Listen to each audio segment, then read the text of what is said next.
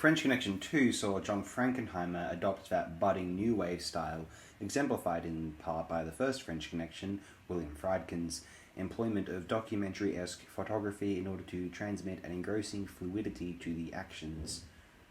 Prior, Frankenheimer had been akin to Hitchcock, or the more traditionally formative John Ford, utilizing the technique of the film medium very abundantly in order to compose a projection of the dramatic proceedings.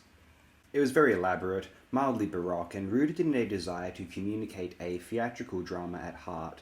He, Frankenheimer, appeared to consider this an inherently more meaningful or sophisticated medium to film, somehow, despite being John Frankenheimer, of all people. Hitchcock could get lost in cinema for its own sake, a Rococo nightmare, gloriously so, to demonstrate an insidious doppelganger conspiracy, to display the cross-country misunderstanding of the century, a nasty flock of ravenous birds. Any drama at the heart of these stories was hormonal and visceral, not the bourgeois fluff of Frankenheimer's theatre, at least. Frankenheimer believed in the saccharine didactic consensus boredom of American drama, distinct from the dynamic, subversive fragility of British drama, I think, or at least an American drama which persisted from Eugene O'Neill's say to these dull, dry courtroom dramas, sanctimonious diatribes about the rights of men, especially overpresent in American television drama from the 1960s up until the 1990s even.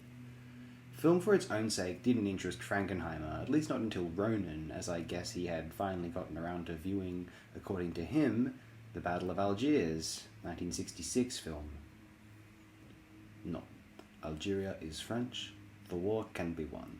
They have attained a few fortunate victories, but they will be disappointed. Algeria will remain French.